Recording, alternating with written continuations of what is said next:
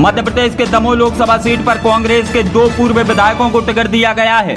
ऐसा इसलिए क्योंकि बंडा से कांग्रेस विधायक रहे तरबल लोधी और दमोह से 2018 में कांग्रेस के टिकट पर चुनाव जीते राहुल लोधी को भारतीय जनता पार्टी ने चुनावी मैदान में उतारा है। ऐसा माना जाता है कि राहुल और तरबल लोधी आपस में रिश्तेदार भी हैं। यह कारण है कि यह चुनाव अब दिलचस्प होने वाला है।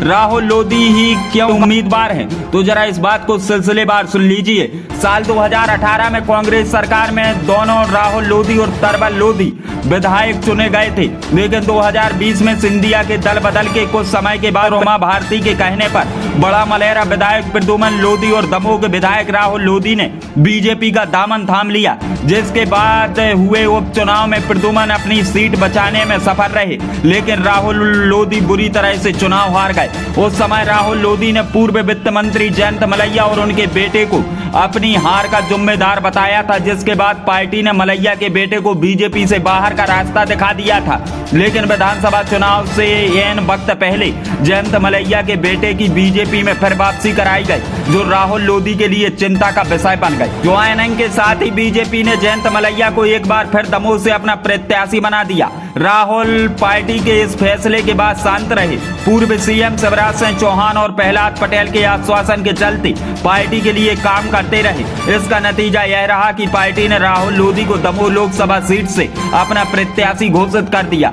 जानकार बताते हैं कि अगर उपचुनाव की तरह ही जयंत मलैया और उनके समर्थक इस बार अगर राहुल का सपोर्ट नहीं करते हैं तो इस सीट पर बीजेपी के लिए मुश्किल खड़ी हो सकती है। वहीं अगर तरबल सिंह लोधी की बात करें तो बंडा विधानसभा से पूर्व विधायक तरबल सिंह लोधी अपने शांत स्वभाव और पार्टी के प्रति निष्ठा के लिए जाने जाते हैं। इसके अलावा ऐसा कहा जाता है कि राहुल लोधी उनके रिश्तेदार हैं, जिस वजह से पार्टी ने उन्हें यहां से मैदान में उतारा है। दमोह लोकसभा सीट पर सबसे अहम जातिगत समीकरण माना जाता है। राजनीतिक जानकार बताते हैं कि इस सीट पर जातिवाद का इफेक्ट चलता है और उसको ध्यान में रखकर चुनाव लड़ा जाता है। लोधी बाहुल्य सीट होने की वजह से ज्यादातर राजनीतिक दल इसी वर्ग से आने वाले प्रत्याशियों को चुनाव लड़वाते हैं।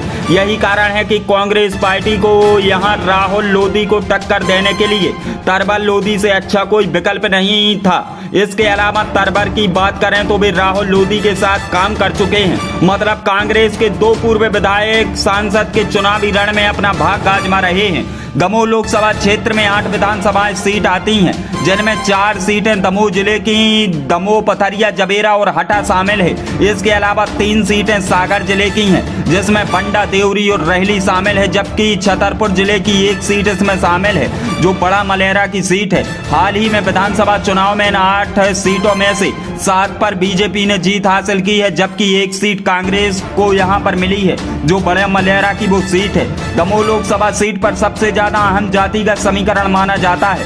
लोधी बाहुल्य सीट होने की वजह से ज्यादातर राजनीतिक दल इसी वर्ग से आने वाले प्रत्याशियों को चुनाव लड़वाते हैं। यहाँ लोधी कुर्मी वर्ग यानी ओबीसी यहाँ पर 22.4% के आसपास है।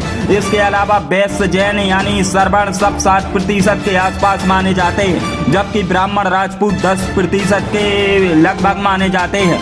वहीं आदिवासी वर्ग की बात करें तो 9.6% का आंकड़ा बताया जाता है, जबकि यादव मतदाता भी यहां पर 5.7% हैं।